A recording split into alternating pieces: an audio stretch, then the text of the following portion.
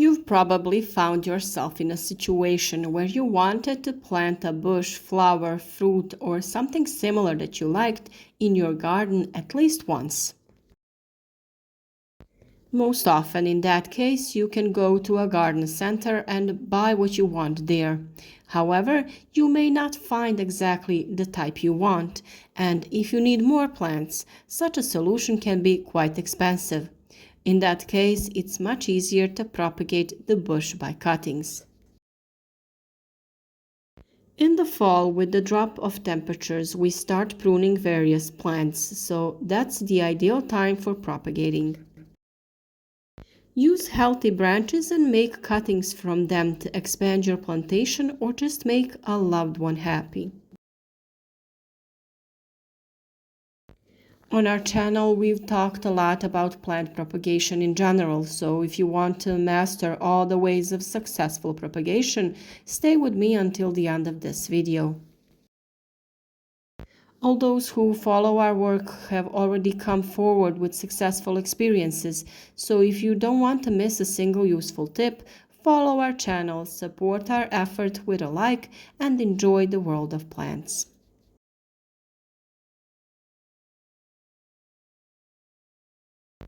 Propagation by cuttings is one of the forms of vegetative propagation. This method of propagation is very popular due to its simplicity and very good results, and the large number of plants that are successfully propagated just in this way. Plants propagated in this way are identical in their characteristics to the plant from which they originated. A cutting is a vegetative part of a plant, leaf, stem, root, that forms another root and shoots under favorable conditions and is divided into three types. Green, which are used to propagate until midsummer, 1-year-old succulent parts of branches. Then we have semi-woody, which is harvested until autumn. Those are 1-year-old shoots that are still green at the top and woody at the base. And we have the woody ones, which are used to propagate the most deciduous species and is harvested from autumn after the leaves have fallen, fully woody parts of the stem.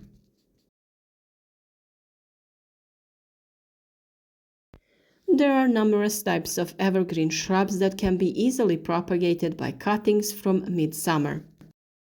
Propagation by cuttings is just one method of vegetative propagation that is used to propagate the largest number of plant species. In the next few minutes, we will talk about how to properly take a cutting and how to propagate any plant by cuttings. Cut several cuttings 10 to 15 centimeters long from the selected bush in the early morning. The cut should be below the knee, the thickened point on the shoot. When taking cuttings, the cut must be straight and clean, so you have to use a tool that is sharp and disinfected. We need to make sure that the damage on the cutting is minimal. Blunt scissors or knives crush the cutting tissue, which makes rooting difficult, and the cutting itself is susceptible to diseases.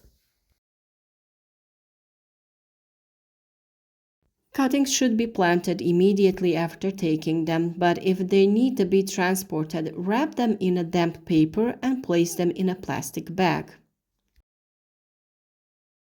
You should remove all leaves from the lower part of the harvested cuttings, and in lush species, shorten the upper leaves by half.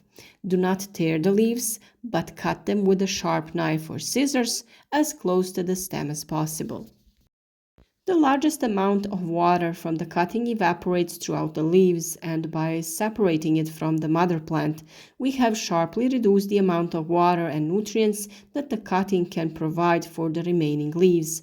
So by reducing the leaf mass, we reduce the need for water and food until a root that is strong enough to supply the plant with the necessary substances develops. In the case of conifers, we do not cut the cuttings, but tear them off together with a piece of old wood, the so-called heel cutting. If we take cuttings from roses, then they must be somewhat longer and have at least 3 to 4 buds. In the case of roses, we take the cuttings in August with a still immature 1-year-old shoots. We were also successful in propagating roses from the cuttings that we took in the fall. We got those cuttings when we were pruning roses.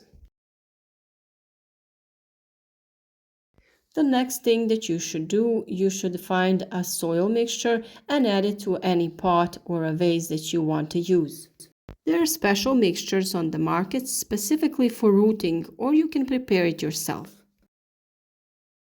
It is enough to mix equal parts of peat and perlite, and if you cannot get perlite, replace it with sand. Perlite is a natural material that is used to ensure that the plant has enough moisture. It absorbs moisture from the substrate and distributes it evenly when it runs out. If you want to make sure that the plant takes root, dip the lower part of the cutting in a powdered rooting hormone. First, you have to dip the lower part of the cutting into water and then into this hormone. It is good to first make a hole in the soil with a stick and then place the cutting in it. This way we prevent that the powder falls off. Then press the cutting halfway into the soil. Press the soil lightly around the cutting so it's stable. Of course, the next step is watering well. It is also good to use a spray bottle to create a fine mist of water, as a stronger stream of water can dislodge the cuttings. That wouldn't be good, you have to be careful. If you don't have a special greenhouse for rooting the plants, cover the pots with the cuttings with a transparent plastic bag or foil that will maintain constant air humidity. Later, remove the bag or foil from time to time so you have air circulation. In that way, you will prevent them from rotting. As the rooting progresses, which is visible from the growth of young leaves, the bag or foil should be completely removed so that the plants can slowly acclimate to outdoor conditions. Once the cuttings have rooted, transplant the young plants into individual larger pots, where they will grow for some time before planting in a permanent location. Instead of soil, you can put cuttings of some plants such as cherry laurel, oleander, ivy, and others just in water. The advantage of this method is that you can see which cuttings have taken root and which have failed before planting. The disadvantage is that the root developed in this way is very delicate, so you have to be careful when planting. There are a few more important notes to make the result of this propagation method as successful as possible. The cuttings in the container should be spaced apart from each other so that they do not touch each other, which prevents the occurrence of diseases. It would be best for each cutting to be sown in its own pot, but that depends on the amount of space you have. The ideal temperature for rooting ranges from 22 to 27 degrees Celsius, and the air humidity is about 80%. Care consists of regular spraying and occasional airing if you have covered them with plastics or bags. During winter, pots with cuttings can be placed in a cold greenhouse, and if you don't have one, you can use the unheated hallway, it will work as well. You just have to make sure that you have enough light. Something that you can also pay attention to is that there are also different rooting hormones. So we have a special one for green cuttings, a special one for semi-wooden cuttings, and a special one for woody cuttings.